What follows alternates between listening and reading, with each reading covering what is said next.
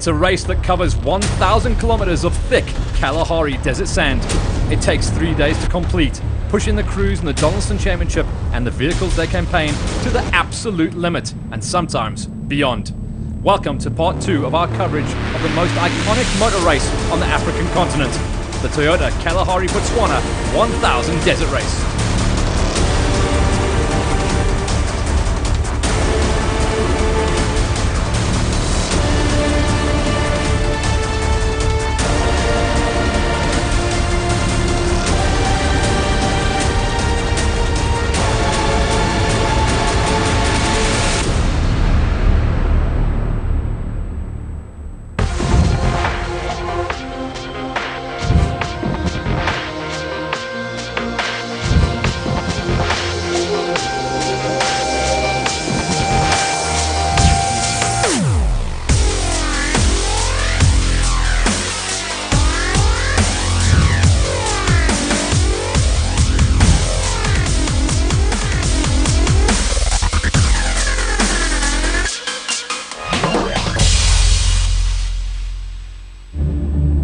In the world of South African cross-country racing, the Desert Race stands out as the jewel in the crown. It's a race with a history stretching over more than 3 decades, spanning 2 countries.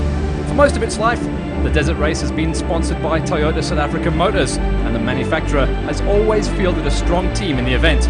As a matter of fact, the Toyota Gazoo Racing SA team qualified in the top 2 positions for the main race after an eventful qualifying race that took place on the Friday.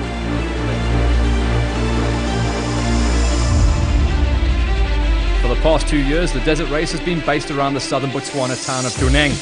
Botswana's tourism organisation, the BTO, played a key role in putting together one of the most memorable desert races yet, and the town of Duneng was abuzz like never before. As we reported last week, the Desert Race consists of 3 days of racing. Day 1 hosted a qualifying race. The crew with the best time went off first on day 2. It's a spectacular formula that makes it easy for the spectators to follow the race. After 3 days of racing, the first man or woman over the line wins. Simple as that. But between the start and that elusive finish line waited another 880 kilometers of thick sand, lined with low, dry scrub split over 2 race days. In the production category, it was the names of Taylor and Murphy that topped standings after Friday's qualifying race. They were followed home by teammates Leroy Poulter and Robbie Howie in a similar FIA spec machine. Possibly the drive of the day, however, belonged to the Class T Malalan Toyota crew of Johan and Werner Horn, who placed their SA spec vehicle smack bang in the middle of the FIA crews to lead Class T. In the special vehicle category, it was Jimmy Zahos that made the most of the opportunity in his Cobalt Striker, pipping Aussie Dave McShane to the finish by just 23 seconds. Fastest in Class P was John Telford in the Calcimite Hellcat. But as with any good meal, the qualifying race was nothing more than a starter, a warmer-upper for the main event on day 2 of the desert, with the sweet dessert following on Sunday.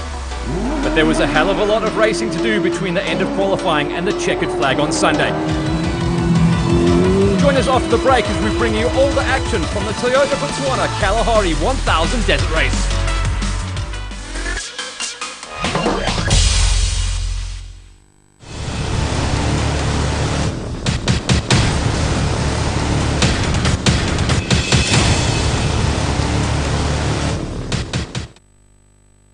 Ja, wo wir fahren? Ja, fahren. Hammer, das ist schon.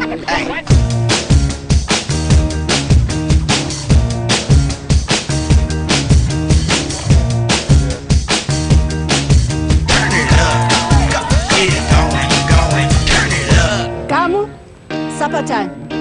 I thought this was a day-night game. Nah, it's T20. Standard Bank, moving forward.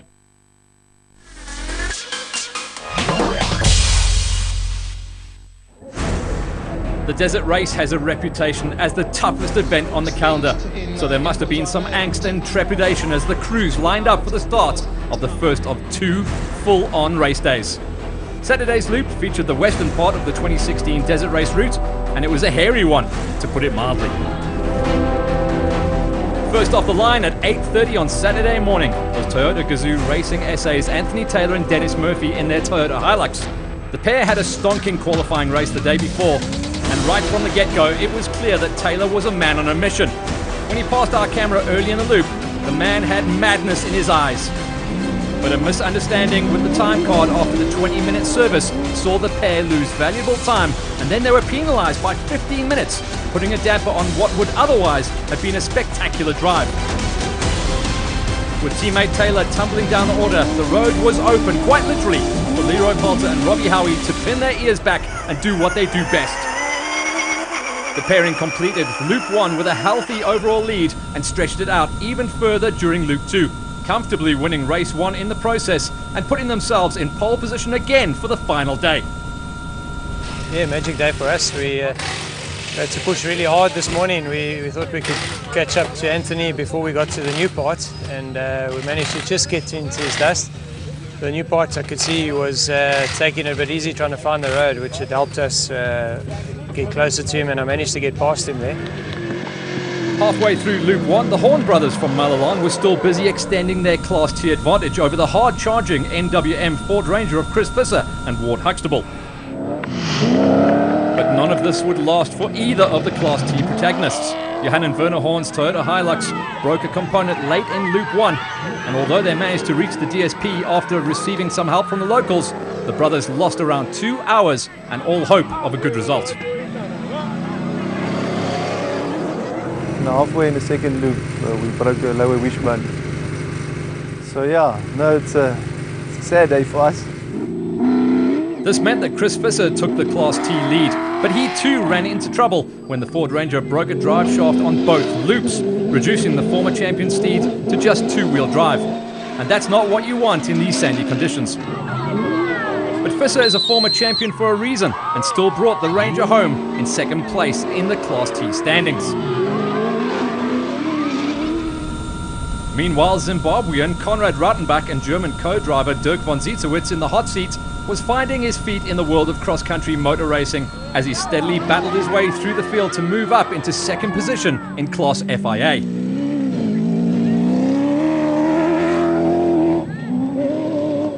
But the men on the move were none other than Redline Motorsports' Johan van Staden and Mike Lawrenson. The V8 Nissan Navara has one of the most beautiful soundtracks in the world of cross-country motor racing, and Van Staden used it to full effect as he worked his way through the field to pass all of his rivals as he reached the end of Race 1 with his name right on top of the Class T standings. Going was tough all round, but not for 4x4 Mega World's Jason Venter and Vince van Alleman. Venter had a dreadful qualifying, but the young man from Klerksdorp showed maturity beyond his years to fight his way up into third overall at the end of day 1, and that from way down the order. And that's about where the good news stopped for most of the competitors. Brazilian Marcus Baumgart was forced to retire his Ford Ranger, while his brother Christian did make it into the DSP at the end of the day, where he admitted that this was one of the toughest days of racing he encountered in his career that has now spanned 17 years. Gary Berthold and Pierre Aries suffered from no less than 5 flat tyres along the route. The Atlas Copco Volkswagen Amarok eventually ran out of spare tyres, but received some help from the RFS version of the same Volkswagen, driven by Christian Deploy and Jaapie Badenhorst. Berthold was not a happy man. It's unfortunate that we had a problem with the tyres, with the rubber valves in the tyres. They put the wrong valves in, and we ended up with 5 wheels that just went flat for absolutely no reason. Deploy himself also suffered from his fair share of puncture that also severed a brake pipe, and they managed to lose not 1 but 2 jacks in the process. But at least they made it back to Jurong after race 1, albeit down the order. Not so lucky was the Treasury 1 BMW X3 piloted by Henny de Klerk and co-driver Adrian Roots. De Klerk had a steady run on Loop 1 and was on course for a good result, but the dangers of desert racing took its toll when an unfortunate incident forced the Pretoria businessman to retire. Fortunately, both de Klerk and Roots were unharmed, but were reduced to spectators for the rest of the event. The NWM Ford Ranger of young Gareth Woolridge and co-driver Boyd Dreyer rolled during the qualifying race, which relegated them way down the starting order for Saturday's racing. But the youngsters from Maritzburg showed their true mettle by fighting their way through the field and ended the day as the 4th Class T car over the line.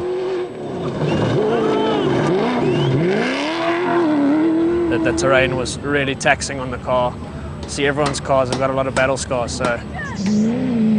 Halfway through Loop 1, Redline Motorsports' Luke Buerta and Andre Vermeulen were well on their way to record a great result in the desert. But Lady Luck had other ideas, as she dished out not only a puncher but also reduced the Nissan Navara to 2-wheel drive, courtesy of a broken side shaft. This was fixed in service, but just 90 kilometers into Loop 2, the same thing happened once again, keeping the pair off the leaderboard, for now at least. And what about the other red line Nissan Navara occupied by Terence Marsh and celebrity navigator Derek Watts? Well, let's allow Mr. Watts to tell the story himself. A bolt out of the blue, literally, hey? A bolt out of the blue, here it is. Front diff just splintered, oil everywhere. And how about cross-country racing stalwart and character Robin Yates, who flies out to each event from Australia? It wasn't only mechanical problems with the car that forced him to the sidelines, but his navigator Dennis Stokes lost his hearing aid, adding to the pair's woes in the desert. Race 1 on the second day of the Toyota Kalahari Botswana Desert Race was not kind to most competitors, as we've seen so far. And this trend continued in Class S for production vehicles under 4 litres with solid rear axles. All 3 Toyota Hiluxes in the hands of Heini Stampfer and the 2 Greven brothers succumbed to the conditions and failed to reach the finish.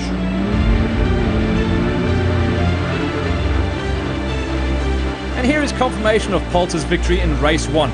Just over 10 minutes faster than the time of Konrad Rautenbach in a similar FIA spec machine. Johan van Staden had a great day in his red-line Nissan Navara, topping the ultra-competitive Class D standings. Chris Visser went second fastest despite driving most of the route in rear-wheel drive only, while 4x4 Mega World's Jason Fender crossed the line in third for the day. A great drive saw Gareth Woolridge climb up into fourth ahead of Christian Deploy. But as they say, wait, there was more. This was only race 1 of the production vehicle category, and sharing the same 470 kilometers of Kalahari soundtrack was a whole field of special vehicles. The man who put his impressive Cobalt Striker racing machine on pole position for Saturday's race was Jimmy Zahos and navigator Zahir Baranya. When Zahos passed our cameras around halfway into Loop 1, he was still in control of the race. But shortly after, it all went wrong. He complained about sitting in the dust of some of the production vehicle cars all day, forcing him to overshoot a few corners and picking up a barbed wire fence that cut his brake lines as a result. Oh yes, he also ran out of spare tires and completed the last 80 kilometers of Loop 2 on 3 wheels only. Not a great day for the charismatic man from Hartbeespoort, to say the least. One of the pre-race favourites, Sorrel van Viljoen, together with Philip Hurselman, told a very similar story from behind the wheel of their Atlas Copco bat. The big man was also stuck in the dust and got a puncture after hitting some of the surroundings, but worse was yet to come. Van Viljoen also had to do the last kilometres of the day on just 3 wheels, which didn't help his cause either. The desert did its reputation more than justice when it continued to claim victims throughout the day. Defending champion Evan Hutchison was forced to the sideline for the second time in as many days. This time, heaps of sand clogging up his accelerator pedal. Dion Fenter's special vehicle debut also ended prematurely when the 4x4 Mega World Porter failed to reach the end of race 1. And the same could be said from the Chenoweth of Stefan van Pletsen, who was also forced to the sidelines. And the desert proved to be a bitter pill to swallow for both Macanetti brothers, who were very keen to reward their new sponsors Puma with a good result in Botswana. Andrew unfortunately didn't make it past Loop 1, while the Class A bat of Keith Macanetti completed Loop 1 in a respectable time, but he too became a victim of the trying conditions during the second loop. Fortunately for some of the Class A competitors, it wasn't all doom and gloom. Local driver Keith Totoy in the White Star Bat Spec 2 only qualified in 17th position, but he put his local knowledge to good use as he fought his way through the field and up the leaderboard all the way into 3rd position overall. What made it more impressive is that their intercom system failed, turning co-driver Robbie Kutsia into nothing more than extra weight for most of the day. Consistent was the one word that could describe the performance of Aussie Dave McShane behind the wheel of the Team Fox Racing back. Consistent, but spectacular. The former Australian Safari winner knew that 1,000 kilometres is a long race, and he went about his business by ticking them off one by one, reaching the end of race 1 in a very fine 2nd position overall. Just stuck to our plan, which was just do our own pace, do our own thing, forget about what everyone else was up to, and get to the end of today so we're in a solid position to push tomorrow. But the drive of the day belonged to Mark Corbett and Jean Moore. The Century Racing CR5 machine of Corbett started the day down in 4th position overall, but by the time they passed the 140-kilometre mark, they had already moved up into 2nd position. But Corbett wasn't done yet. Before they could even reach the halfway mark and the service stop, the CR5 had taken over the lead. Corbett is a bit of a desert race veteran and used his experience to consolidate his lead over the remaining 230 kilometres to claim a 14-minute victory on race 1. Behind the Class A machines, the somewhat smaller Class P brigade had an equally tough duel with the Desert Sand of Botswana. Loop 1 claimed a number of victims, including pole sitter John Telford in his Hellcat, as well as the Aceco of Werner Kennedy and the CRT of Willem de Toy. So when the dust finally settled, Guy Henley was happy to claim the 3rd position in his CRT. Finishing well in front of Henley was the Zarco of defending champions John Thompson and Marisa Matten, who had worked their way up from 7th to place 2nd in Class P. And it was obviously a good day for the Zarcos, as the SA Clinics version of Nick Gosler, partnered by Andrew Massey, was the first of the Class P cars to cross the finish line in Jwaneng.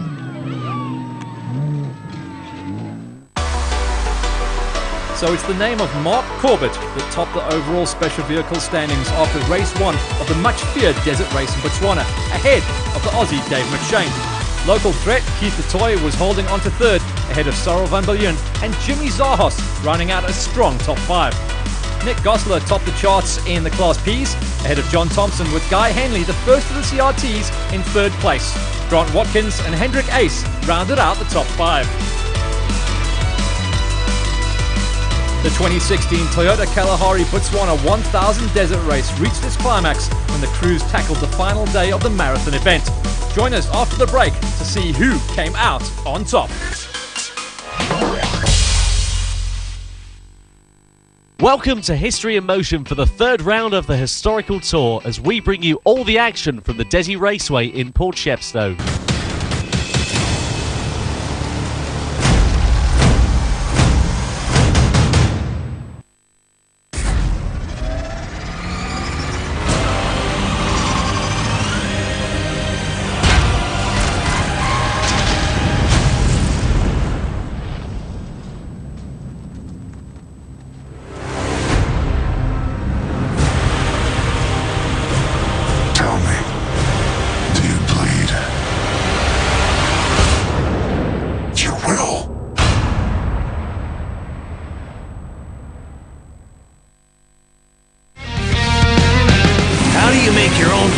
On the cheap. Those questions answered. Plus, what's with the dirt diet?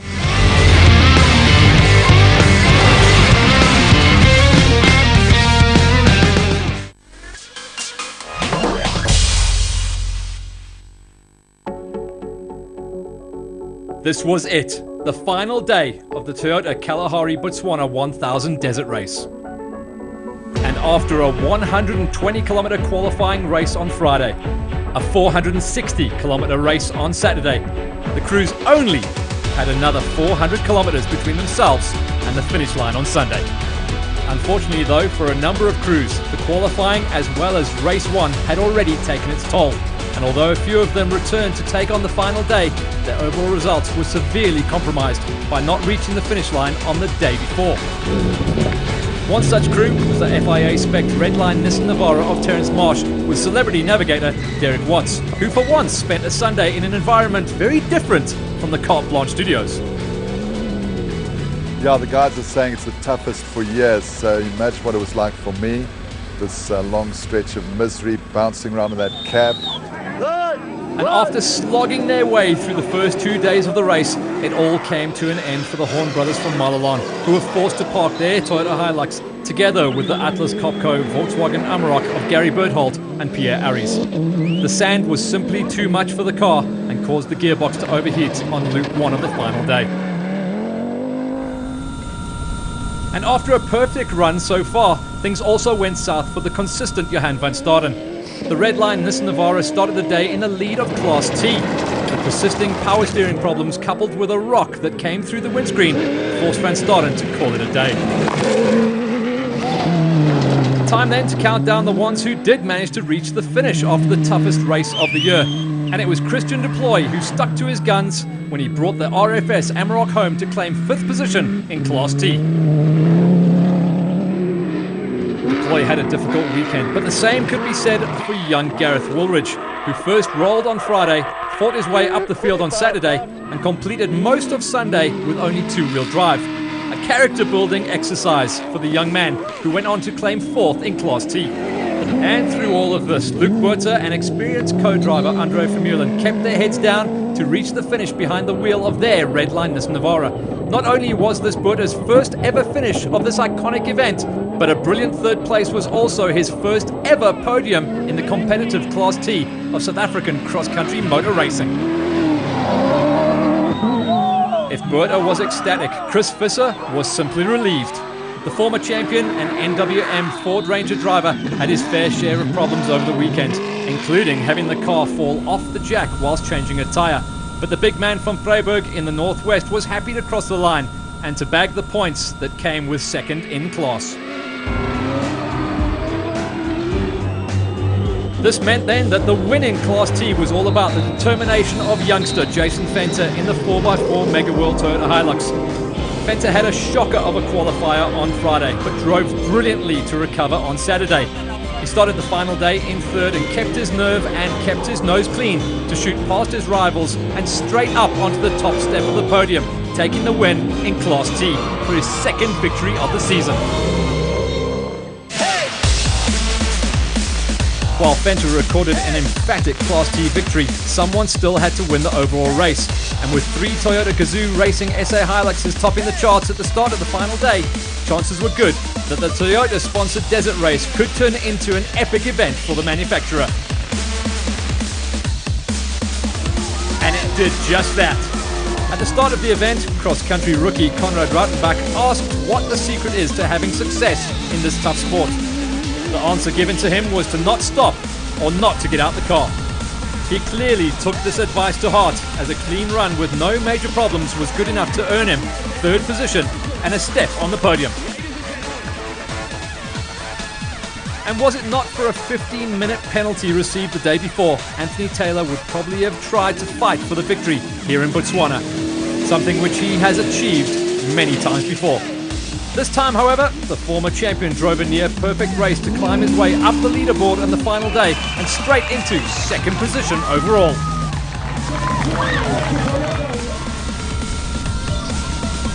Which meant that Toyota's star driver Leroy Poulter, together with Rob Howie, continued their dominant form, which have now seen them clinch every victory so far this season. Poulter was simply unstoppable and didn't put a foot wrong to finally add the prestigious desert race to his long list of motorsport victories. So this is how it panned out. In the Class FIA, it was a Toyota Gazoo Racing SA lockout, as Poulter took a well-deserved victory, followed by Taylor, who fought back bravely, and Rautenbach completed the Class FIA podium. Class T saw 4x4 Mega World Venter battle his way right to the top of the podium. He was followed by NWM's Ford's Chris Visser, and rounding out the podium was Redline Motorsports' Buerter and Vermeulen in their Nissan Navara, a first podium for Buerter.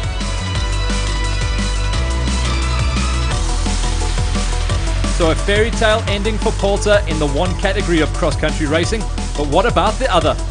The weekend also took its toll on the Warriors battling it out in the special vehicle category. And after a brilliant race one, the man they were all trying to catch on the final day was Century Racing's Mark Corbett. Yeah, we had a good run. We got caught napping a bit on the time trial, so started 13th. We had to pass a lot of cars yesterday in the dust, so managed to pass 10 cars on the road. And I think today we start second overall and first in our class, which is nice. But the Desert had one final sting in its tail. An emphatic victory wasn't to be, as Corbett broke the suspension in the CR5 after making contact with the local flora during the loop, with the finish almost in sight. And the same bad luck befell local driver Keith Dutoy when he was also forced to throw in the towel late on Sunday. In Class P of the special vehicle category, John Thompson proved that nothing beats experience when the former champion crossed the line for yet another victory in his long and successful career. A number of Class P competitors fell by the wayside, including overnight leader Nick Gosler, so Hendrik Ace and Gavin Bennett were delighted to claim second place in only their second outing in a national event with their CRT, ahead of the Zarco driven by Grant Watkins and Paul Moret, who wrapped up the Class P podium. In Class A, it was almost a case of last man standing, and one of the last few men who were still standing at the end of the very tough 1,000 kilometers was Jimmy Zahos. The Cobalt Striker driver had more than his fair share of bad luck throughout the weekend, but proved that he never gives up. Zahos was rewarded with a fine third position overall. And talk about having an adventurous weekend. Few could rival the drama experienced by big man Cyril van Biljoen behind the wheel of the Atlas Copco Bat. His weekend began with dust gaps and problems getting through the traffic, taking a few detours through the bushes and driving for miles on only 3 wheels. But somehow, when the flag waved, Van Biljoen crossed the line in a strong second position. This meant that Aussie Dave McShane with South African co-driver Leander Pienaar became the first foreign driver pairing to win the iconic desert race. The man from Down Under, who is also a former Australian Safari winner, revelled in the conditions and got faster and faster as the weekend progressed, earning the Team Fox Racing Bat an emphatic victory. So the Aussie tops the special vehicle standings after 3 tough days of racing in Africa and ahead of Cyril van Biljoen and a relieved Jimmy Zahos. In Class P, it was reigning champion John Thompson who did his championship aspirations no harm once again by claiming yet another victory ahead of Hendrik Ace and Grant Watkins. It was a stunning special vehicle victory for Aussie Dave McShane and Leander Pienaar, and the pair had every reason to be ecstatic. Yeah, it's absolutely amazing feeling, I've got to say. It's a very, very tough race. In the production vehicle category, it was 4x4 Mega World's Jason Fenter who got to spray the champagne from the top step of the podium in Class T. Yeah, we had a great day today. We had all the luck on our side, just one cow we eat, but we came home finally first, and so we're very proud of our results. And Class FIA saw a Toyota Gazoo Racing SA whitewash, with newcomer Conrad Rautenbach taking third place, former winner Anthony Taylor charging to second place despite a 15-minute penalty, and Leroy Poulter keeping his unbeaten record for 2016 without a blemish. Yeah, all went well. We had a tough prologue and had to work hard to try to get past Anthony. But from then it was nice and clean, and just had to bring the car home to the end. And a few parting words from the big man himself, Mr. Derek Watts. Yeah, what an incredible experience. It really has been something that is hard to describe to anybody. Even as a carte blanche presenter, we can't describe it. It is just too much for the mind. It really is. And that's it from the 2016 Toyota Kalahari Botswana Desert Race. Next up in the Donaldson Championship is round 4, when we return to the Northwest Province and Lichtenburg to be more specific. We'll be there, and since it's just a stone's throw from Joburg and Pretoria, we hope you'll join us as the spectacular cross-country championship continues.